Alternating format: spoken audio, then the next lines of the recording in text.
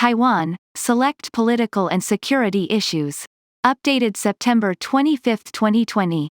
Taiwan, which officially calls itself the Republic of China (ROC), is an island democracy of 23.6 million people located across the Taiwan Strait from mainland China. U.S.-Taiwan relations have been unofficial since January 1, 1979, when the Carter administration established diplomatic relations with the People's Republic of China (PRC), and broke formal diplomatic ties with self-ruled Taiwan, over which the PRC claims sovereignty. The Taiwan Relations Act (TRA), PL 96-8, 22 U.S.C. 3301 et seq., enacted on April 10, 1979, provides a legal basis for this unofficial bilateral relationship. It also includes commitments related to Taiwan's security. For discussion of economic issues, see CRS in Focus IF 10256, U.S.-Taiwan Trade Relations, by Karen M. Sutter. Taiwan's modern history. In 1949, after losing a civil war on mainland China to the Communist Party of China, the ROC's ruling party, the Kuomintang (KMT), moved the ROC seat of government to Taipei. The KMT continued to assert the ROC to be the sole legitimate government of all China. In 1971, however, UN General Assembly Resolution 2758 recognized the PRC's representatives as the only legitimate representatives of China to the United Nations, and expelled the representatives of Chiang Kai-shek, the ROC's then leader. Taiwan remains outside the United Nations. Taiwan today claims effective jurisdiction over Taiwan, the archipelagos of Penghu, Kinmen, and Matsu, and some smaller islands. It also claims disputed islands in the East and South China Seas. Figure 1. Taiwan. The KMT maintained authoritarian one-party rule on Taiwan until 1987, when popular pressure forced it to allow political liberalization. Taiwan held its first direct parliamentary election in 1992 and its first direct presidential election in 1996. The May 2016 inauguration of current President Tsai Ing-wen of the Democratic Progressive Party (DPP) marked Taiwan's third peaceful transfer of political power from one party to another. In January 2020 elections, voters elected President Tsai to a second four-year term with 57.1% of the vote. The DPP lost 7 seats in the 113-seat legislature, but retained its majority, with 61 seats. The KMT now controls 38 seats, a gain of 3. The results empowered Tsai to move forward with an agenda includes demanding respect from China for what she calls Taiwan's separate identity. Events in Hong Kong are credited with contributing to Tsai's strong showing in the election. Taiwan's widely lauded response to the coronavirus disease 2019 COVID-19 pandemic has since bolstered public support for her further. U.S. commitments related to Taiwan. The PRC seeks to enforce a One China principle, under which other countries affirm that Taiwan is part of China. The United States adheres to its own One China policy, which the Trump administration presents as based on U.S.-PRC joint communiques concluded in 1972, 1978, and 1982, the TRA, and the 6 assurances that President Ronald Reagan communicated to Taiwan in 1982, shortly before the release of the third U.S.-PRC joint communique. In the communiques, the United States recognized the PRC as the sole legal government of China, acknowledged, but did not affirm, the Chinese position that there is but one China and Taiwan as part of China, and pledged to maintain only unofficial relations with Taiwan. In the 1982 communique, the United States stated that it intends gradually to reduce its sale of arms to Taiwan.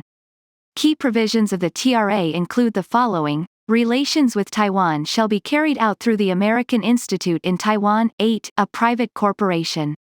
8 Taipei performs many of the same functions as U.S. embassies elsewhere and is staffed by U.S. government personnel assigned or detailed to 8. It is U.S. policy to maintain the capacity of the United States to resist any resort to force or other forms of coercion that would jeopardize the security, or the social or economic system, of the people on Taiwan. The United States will make available to Taiwan such defense articles and defense services in such quantity as may be necessary to enable Taiwan to maintain a sufficient self-defense capability. The 6 assurances, which the Trump administration declassified in 2020, include assurances that the United States did not agree to consult with the PRC on arms sales to Taiwan, did not agree to set a date for ending such arms sales, and did not agree to take any position regarding sovereignty over Taiwan. The same declassified cable states that U.S. commitments to China on Taiwan arms sales are premised on a continuation of the PRC policy of seeking a peaceful resolution of the Taiwan issue. In September 2020 Senate testimony, Assistant Secretary of State for East Asian and Pacific Affairs David Stilwell confirmed that it remains U.S. policy to leave the question of Taiwan's sovereignty undecided and to be worked out between the two parties, meaning Taiwan and the PRC. He emphasized that the United States insists that PRC-Taiwan differences be resolved peacefully and through dialogue, not with coercion or use of force. The TRA does not require the United States to defend Taiwan, but states that it is U.S. policy to maintain the capacity to do so, creating strategic ambiguity regarding the U.S. role in the event of conflict between the PRC and Taiwan. Trump administration policy. The Trump administration has sought to strengthen bilateral relations with Taiwan, even as the administration states that it remains committed to the framework of unofficial U.S.-Taiwan relations. In August 2020, Secretary of Health and Human Services Alex Azar became the first U.S. cabinet member to visit Taiwan since 2014. In September 2020, Under Secretary of State for Economic Growth, Energy, and the Environment Keith Krach became the highest-ranking State Department official to visit Taiwan since 1979. In January and May 2020, U.S. Secretary of State Michael R. Pompeo issued statements congratulating Tsai, respectively, on her re-election and the start of her second term, making him the highest-level U.S. official ever to have issued such statements. The PRC has urged the United States to stop official interactions and moves aimed at upgrading substantive relations with Taiwan, and increased its military activity near Taiwan. An increasingly prominent element of U.S. policy is an effort to help Taiwan strengthen its relations with other countries, particularly the 15 countries that maintain diplomatic relations with Taiwan rather than the PRC. In 2019, Japan joined the United States and Taiwan as a formal member of the Global Cooperation and Training Framework, which convenes workshops to share Taiwan's expertise with other countries. Also in 2019, the United States and Taiwan launched Indo-Pacific Democratic Governance Consultations, to help Indo-Pacific countries address governance challenges, and a new Pacific Islands Dialogue, to help meet the development needs of Taiwan's diplomatic partners in the Pacific. The United States is also partnering with Taiwan to provide development assistance in the Western Hemisphere, home to 9 of Taiwan's diplomatic partners.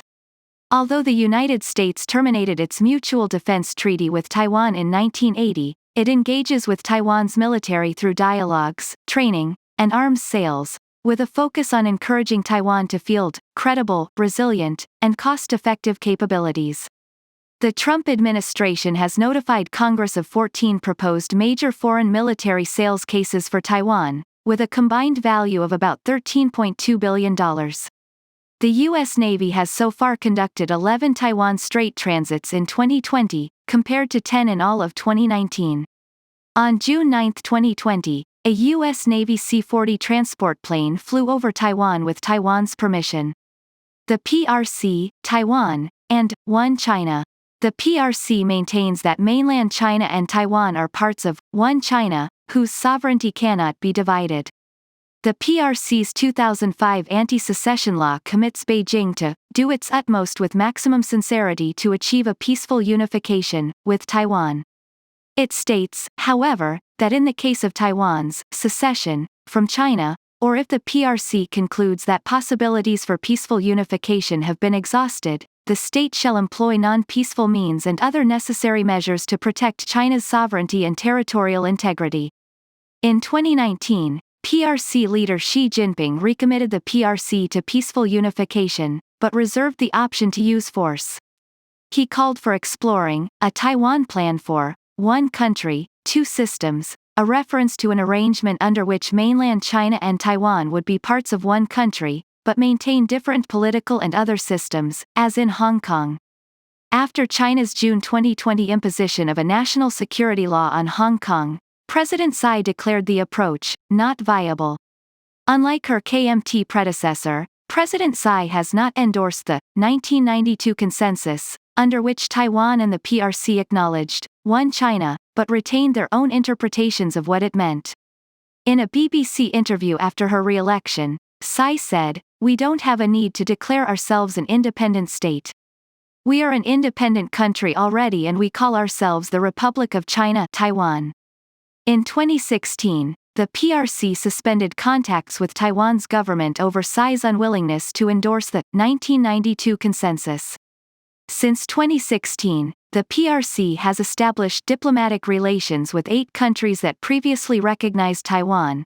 First the Gambia, then São Tomé and Príncipe, Panama, the Dominican Republic, Burkina Faso, El Salvador, the Solomon Islands, and Kiribati. The PRC has stepped up military patrols and exercises around Taiwan, including sending military aircraft across the median line of the Taiwan Strait.